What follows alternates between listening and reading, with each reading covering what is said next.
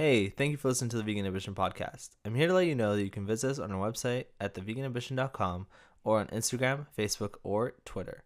We post new content every single day. And now, time for the podcast.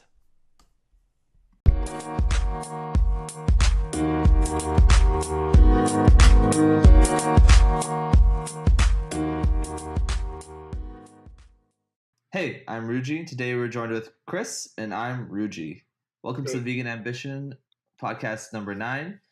No, today's not number 9. Today's number 11.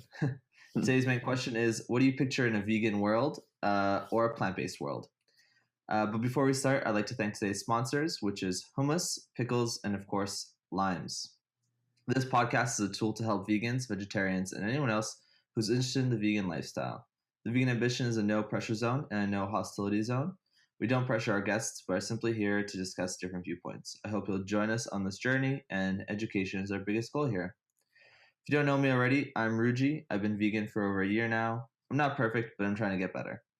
And this is Chris. You're a fitness enthusiast and a vegan. Now, Chris, a lot of fitness people are often plant-based and in it for their health. Do you follow that mindset, or what can you tell me about your veganism? Well, first, I just want to say thanks, Ruji, for having me on the show. I really appreciate it. It's Thanks for always being nice here. to get on the air and share my story a little bit. As far as my background is concerned, health was absolutely the first reason why I got involved in veganism. And then, of course, it's bled into so many different aspects of my life now that that's certainly not the only reason I still am vegan, but definitely where it all started for me. Mm-hmm.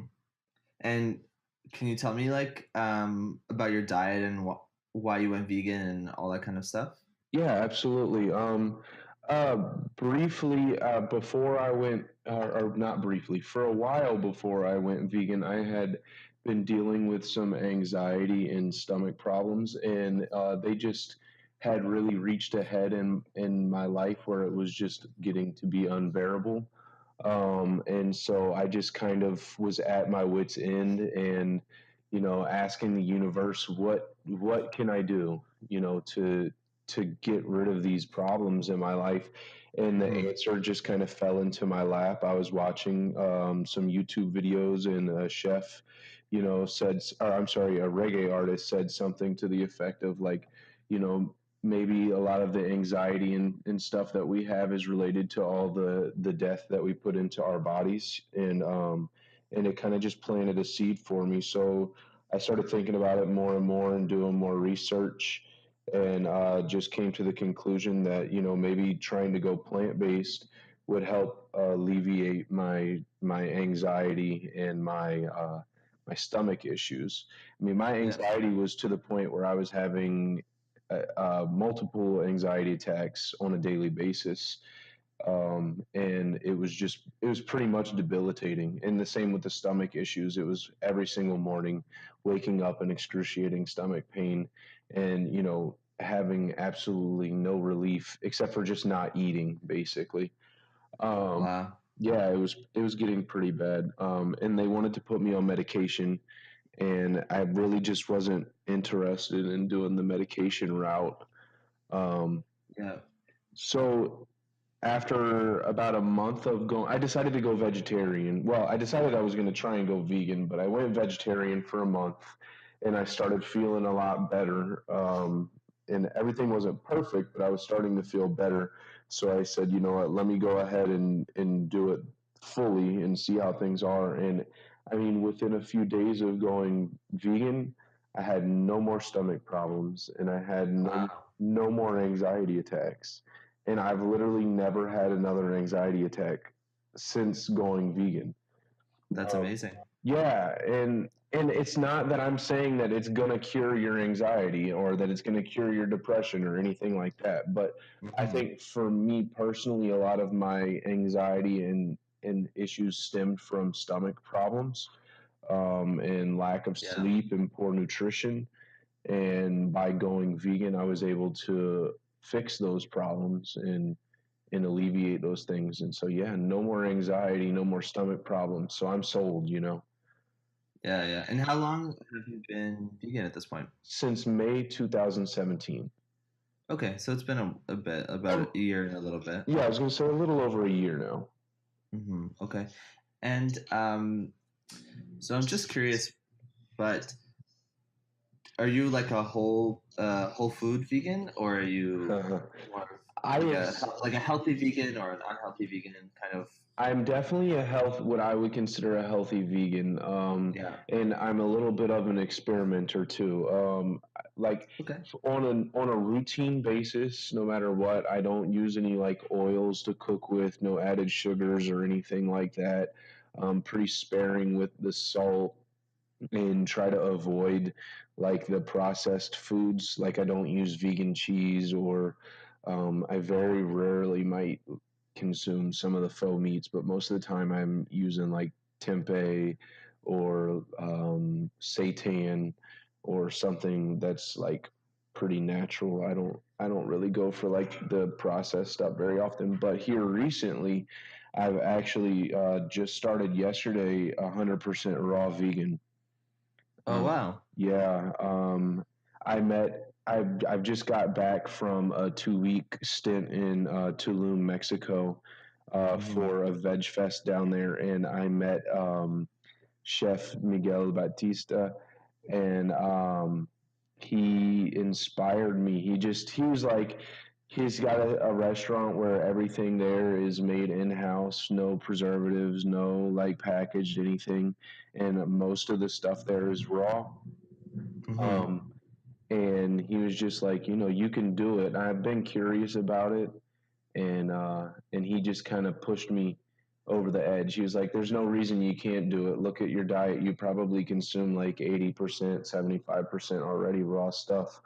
So, Hmm. yeah, yesterday made the full jump, and I'm gonna see how long I can do this for. Wow. Yeah. I wish you all the best, of course. Have you ever tried going raw vegan, or let me back a step? What type of vegan would you consider yourself? Like healthy vegan, or like down the middle, or where would you find? I would say that I'm definitely down the middle Yeah. vegan.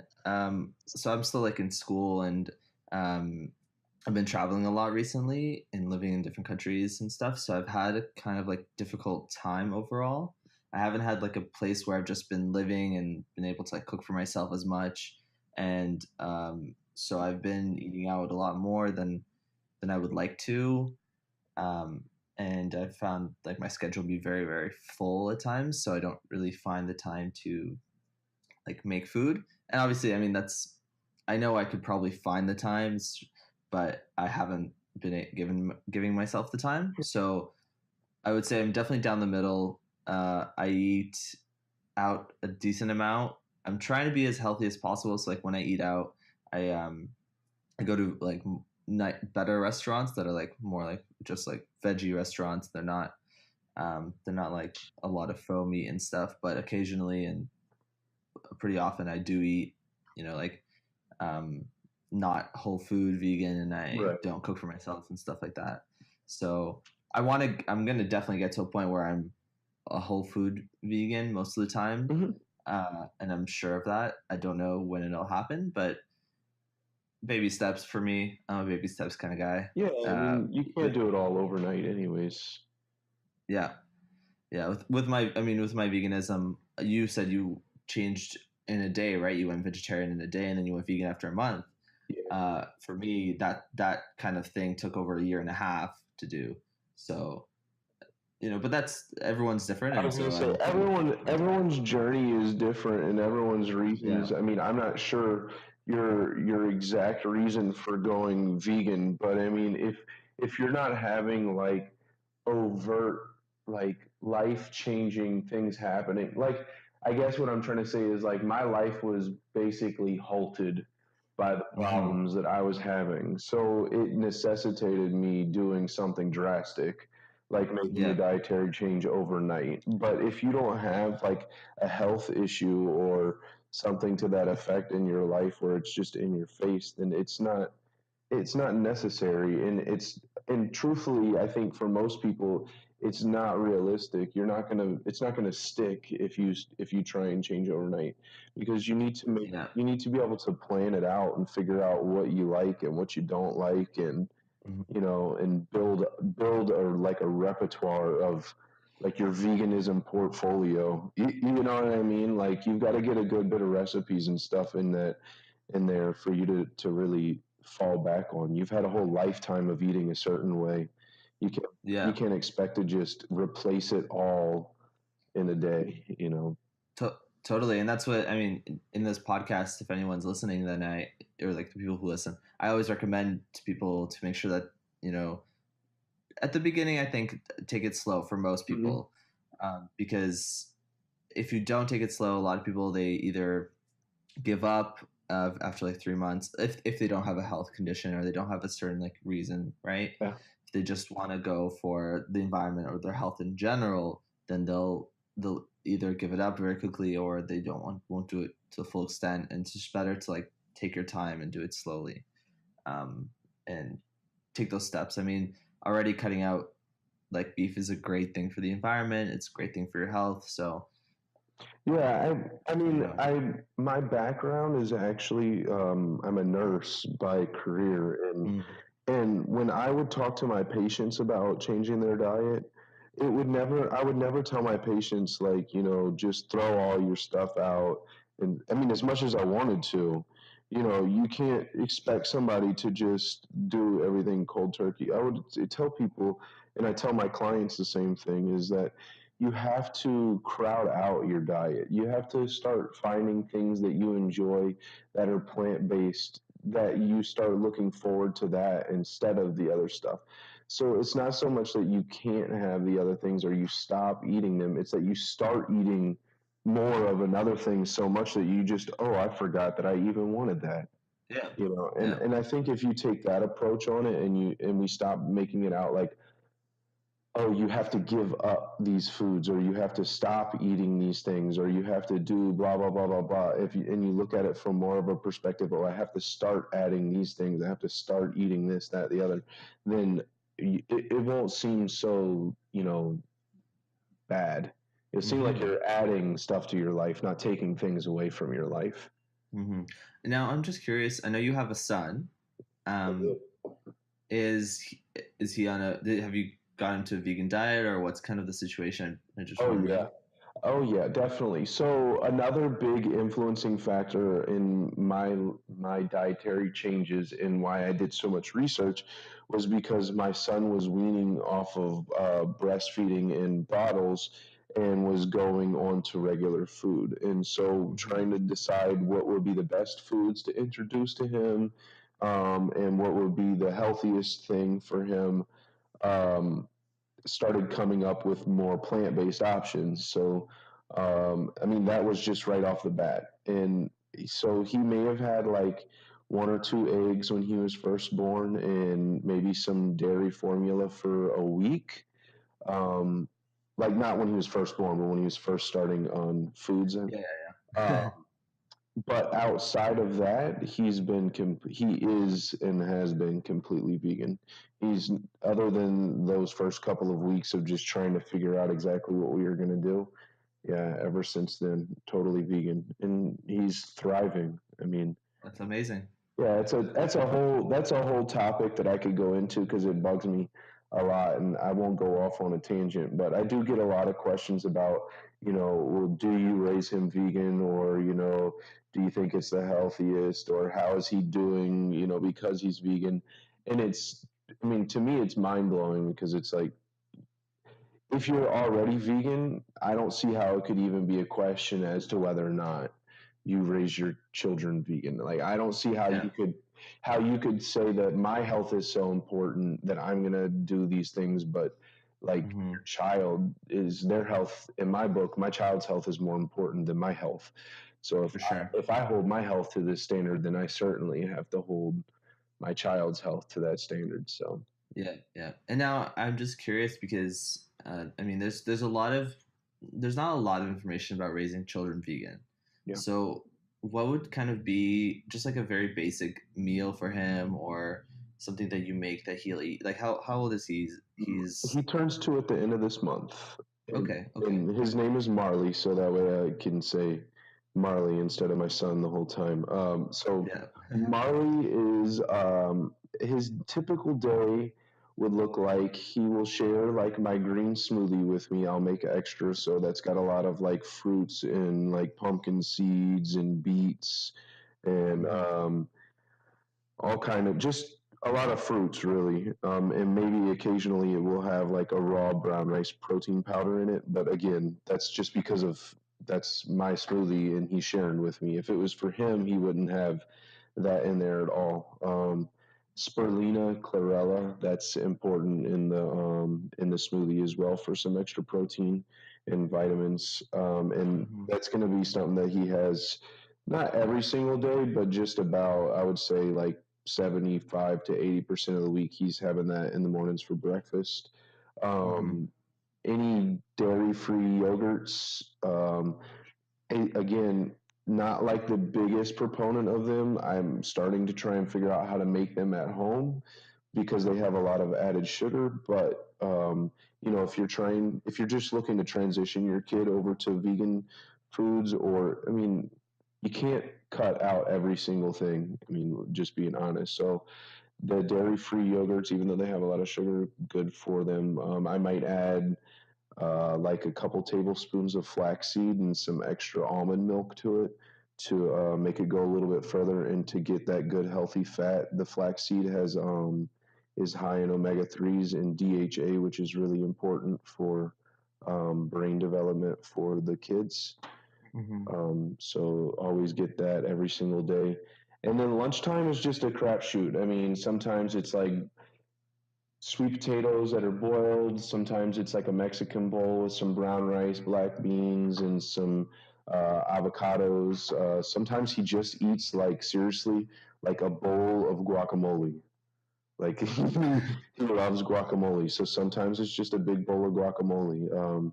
Yeah. It's really with my son. I try not to be too particular as far as like, oh, you've got to eat this today, you got to eat that. It's more or less like he knows what he can have, and so he asks for what he wants. So in the morning, if he asks for a yogurt, that's he can have a yogurt for breakfast. If he asks for a banana, then that's what he's getting, or watermelon or Hmm. whatever. And then he always eats with me. I call him my little Gaines goblin because he's always eating up all of my food all the time and stealing my protein.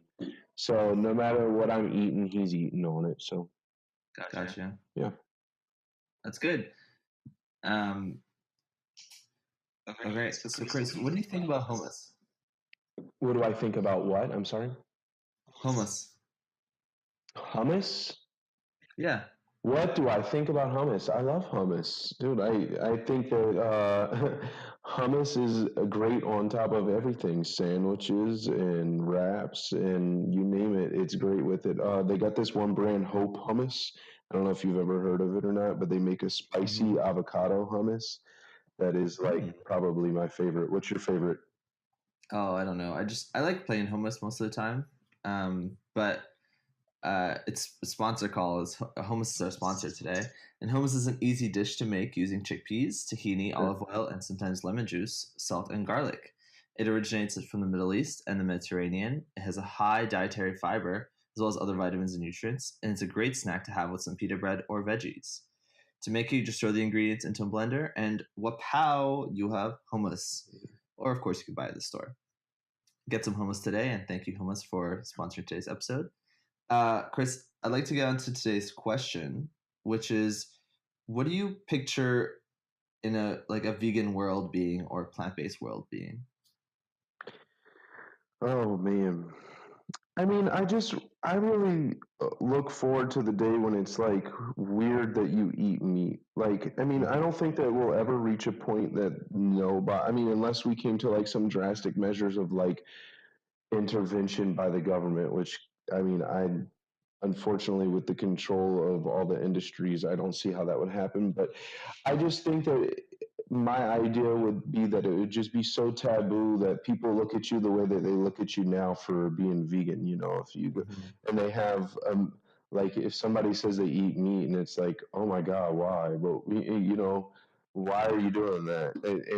And that no matter where you go, there's vegan options, or not even vegan options. That there's just everything is just vegan. It's just I don't know. It's a crazy world to me to think that it's even far off. I don't know why we need to in 2018. It's like you don't need these things anymore. It Yeah, shouldn't be the future. It could just be now.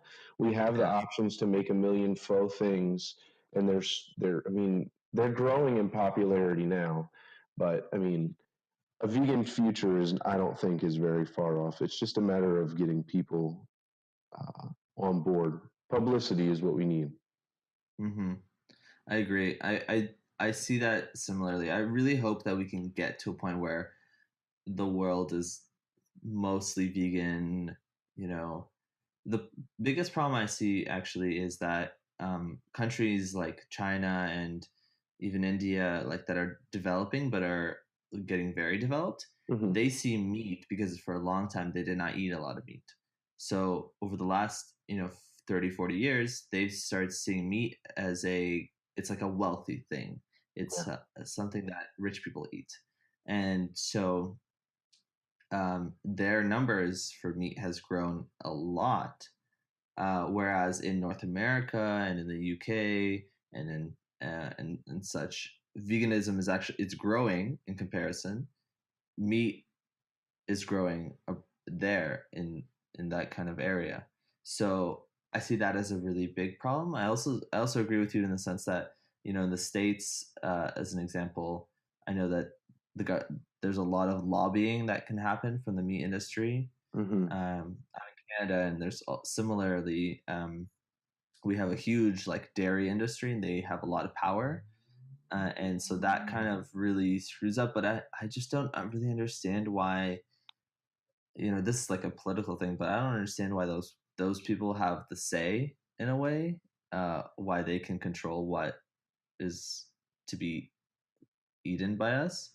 Well, Um, they have so much money that they're able to. I mean, it really all just boils down to money and time because they have so much money. They're able to hire people who are lobbyists. So the dairy mhm, industry and the meat industry, they will pay people that will go to the Capitol and they will go and take these senators to or representatives or whomever.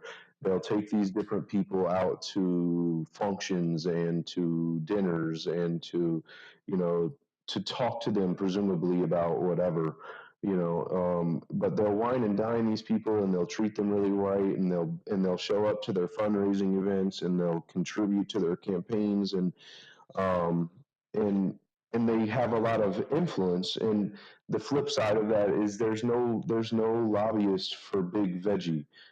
Dr. yeah, Dr. Greger talks about it all the time. But and I don't know the exact vegetable that he used, but there's no big broccoli, I think is what he said. There is no lobbyist that's out there representing vegetables, mm, because it's not the same. There's not the same money to be made. And so that's where all the power lies. And they don't want it to change because, if you're still eating these things, not only are they making money off of that, but they're intertwined with pharma and the healthcare industry. And if you look, that all these companies are not only invested in, like the dairy industry is heavily invested in pharma and is heavily invested in the healthcare and insurance mhm, and vice versa. So it really all is just about money, unfortunately. yeah, yeah. There's actually a great film. You were talking about how it'd be really nice to see the world kind of flipped, where uh, vegans are the norm and meat eaters or past meat eaters are kind of not the thing. And there's this great film by this UK filmmaker. I forgot what the name is, but it shows the world like that. It shows the world where they have like support groups for people who used to eat meat, as an idea, and I thought that was amazing to watch. And that was one of the first things I watched when I went vegan, Hmm. because I was like, oh, this is like one, it's really funny. Two, this is a world I can see. I can see people like understanding that murder is bad, um, and that for their health, eating plant based is amazing and all that kind of stuff. So I really hope that we will get to a point where we're fully vegan. I mean, it's really like up right now. It's really, Absolutely. really up right now. Well, It's I crazy. think it's just a matter of, I mean, it all just is numbers and publicity. I listen to a ton of books, right? Like that is something that I believe is really important for everybody. If you don't do that, just side note, you should start reading or listening to more books more often because you could learn like Hmm. so much. But there's this business guy from the South, and I'm from Southern U.S., and his name is Grant Cardone, and he's just a really big business guy. And he says all the time that the only thing that's holding you back is just getting your name out there. It's just because people don't know you. It's not that you don't have a great service or a great, whatever to offer. It's that you just aren't known. Obscurity is your biggest enemy. And I think Hmm. that goes for just about anything, a movement, a business, a person, a product. And veganism is no different. I don't think that people are against veganism. I think that it's just too obscure. I think that the more people that we get involved, it will exponentially grow because people on a daily basis are becoming exposed to it that would have never been exposed to it before. And you're finding veganism pop up in places that you would have never expected it. And people who are really willing to adapt to it. I mean, it's just you have to make it normal. It has to become so Hmm. not taboo. Right now, you tell somebody in southern Louisiana, where I'm from, that you're vegan, and their jaw drops. But the more often I go home and people hear about it, eventually it won't even be that special, and then they'll just be interested in it. And I think that's the Hmm. same for everybody. We just have to make it normal. Yeah, I agree with you. Um, and you're in LA, right? Right now? Actually, no, I'm in Northern California, up by Oh, okay. Sacramento. But I go to LA pretty often. I'm actually supposed to head back there in just a few weeks. Oh, okay. Um, I was just wondering, I mean, so in Toronto where I am, the like veganism is growing like crazy here, and I know it's big in LA. So how is it in Sacramento and other areas? there's a pretty big movement here. There's a very large it's called the Sacramento Vegan Society, Mhm. and I believe the lady who runs it, her name is Linda Middlesworth, and she's got a really big thing going here. They have like an animal sanctuary up in the hills around here, and they do a lot of things like that. Um, but I think that the community here has more growing to do. They have some good spots downtown Sacramento, but of course, nothing's like LA, man. Yeah. LA is like vegan heaven. Well, I, I thought that until I went to Tulum, Mexico, and oh, now really? I've had to reevaluate my definition of vegan heaven. Yeah, surprisingly, Tulum, Playa del Carmen, Cancun is like a super big hot spot for veganism. In fact, I'm not trying. I'm going to be back out there. They have Veg Fest out there very often. Headed back in December for another really big Veg Fest Wow. in Cancun, and but like so many amazing places. And the best part about it, without getting off topic, is that because their availability of faux meats and just all around vegan items are limited, they're so creative with what they are cooking, and a lot of it is like really healthy stuff, like raw. I mean, if you have a chance to look at my page, you could see what I ate over the past couple of weeks, and I'm talking like Hmm. the most decadent desserts and stuff, but all of it completely raw. You know, Wow.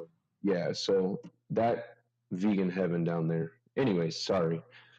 No, that's great. I mean, it's great to know for anyone if anyone is a listener there in Mexico, and yeah, I mean, that's awesome to know for them. Well, And for me, I mean, now I'll know that I can go down there and I'd be like, right. fine. A big thing I get a lot is, oh, I am vegan, but whenever I travel, I have a really hard time, or things like that. And that's something that I try and touch on a lot on my page. But inspired since going there is telling more people, like, hey, if you're looking for vacation somewhere and you're vegan, like, go there. Seriously, like, go there, because there's so much to do there already, and then you'll have no desires left whenever you leave, as far as food is concerned. Great. Uh, pickles come in the form of a pickled cucumber.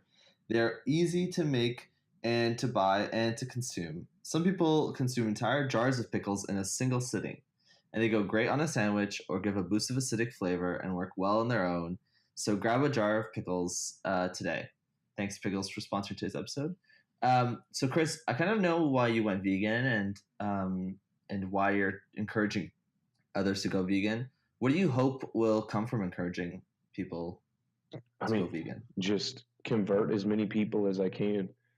Yeah. Um, I my, again, background starting as a nurse, and learning everything as I've gone by. I mean, I started off as a nurse. I'm 26 now, so 6 years ago, I started off as a nurse, and I was extremely unhealthy, overweight.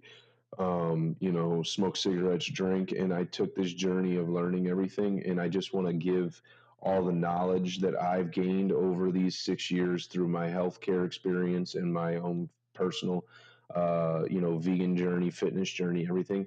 I just want to give that back to everybody so that everyone can see that it's possible. I mean, if you really looked at where I came from to where I am now, there's no reason that anybody should doubt that they can do it, because I know everybody says, "Oh, if I can do it, you can do it." But really, like, if I can do it, you can do it. From going to Mm-hmm. smoking cigarettes and drinking alcohol and being like almost 250 pounds to like where I am now, I guarantee you, I can do it. You can do it. So I just want to give all that back to everybody Yeah. and get people going. Yeah. And on top of that, you're also quite a enthusiast in terms of working out. Is that right? Absolutely, yeah. Um, So can you tell me just like a very quick? Because I've had people on the podcast who are meat eaters mhm. who their biggest reason for not going vegan is because they work out a lot and they want to have as much gain as possible and stuff like that. Can you tell me just like a little bit about what you do to make sure that you are gaining as much muscle as possible and that all of your everything is just like the right level and stuff like Yeah. that? Um, I eat enough. That's really it. I don't want to complicate it too much, because I think that people get really caught up, especially with being vegan. Like, oh, am I going to get enough protein, or am I going to get enough of this, that, or the other? Like, if you eat enough calories and you are eating them from a varied source, like, you're not just eating spoonfuls of peanut butter or almond Mm-hmm. butter, I think that you're going to make the gains that you want. Now, if you're talking about trying to lean up and retain muscle, just keeping your protein at a decent level. And I mean, even that considerably. I mean, myself, I weigh 165 pounds, and I don't ever eat more than 150 grams of protein in a day. And that's a high day. Like I said, when I was out in Mexico, I was eating probably between 80 and 100 grams of protein every single day. And you can go and look at, again, pictures, 1,000 words. Go look at my page. I'm not protein deficient. You know what I mean? Yeah. Like, and I don't mean that in a cocky way. I just mean that in, like, I know that I've put in the work, and I don't need meat to maintain. But that leads me to my next phase in my journey. Um, in December, I'm looking to compete on a bodybuilding stage. I've never done any like competitions or anything like that. But Mm-hmm. I just feel like it's the next step for me, and something that I've been toying with the whole raw vegan thing is seeing about maybe doing the whole contest prep 100% raw. Um, and Wow. and the reason I want to do it, I've looked. I haven't seen anybody that's done it, and I haven't seen anybody that's done it and documented it, which is the first thing, which I would really like to do, that to contribute, and have some sort of data for other people to compare it to, and maybe inspire their journey. But the other half of it is, if I can do it raw vegan and I can get up on stage, then there should never, ever, ever be a question if it's possible as a vegan. You know what I mean? If you can Yeah. do raw vegan and you can compete with other people, then there's no reason that you should have any trouble hitting the mark with cooked foods and faux meats and all that other stuff. It should be, I mean, I already know there's no question, but to qualm everybody else's concerns, um, you Yeah. know, if a meat eater says, "Oh, I don't want to go vegan because I don't want to lose my gains," this dude's a raw vegan bodybuilder, so I don't want to hear Yeah. anything. And I mean, there are a lot of vegan people who are into like sports, like in the NBA. I know there's a lot of vegan people, vegan athletes and stuff is really gaining. So I mean, I bid you all the best, of course. I think you can definitely Thanks. do it. Yeah, they Um, have a really good documentary out, or I believe it's coming out very soon, called Game Changers. mm, If you haven't heard of it, and that's if any vegan athletes or people who are athletes are considering going vegan. Um, when that drops, or if it's already out, you've got to check it out, because I mean, it's all the top vegan athletes in the nation, and actually in the world, because they've got some international people on there too. wow. Um, yeah, so check that out. Yeah, for sure. All right.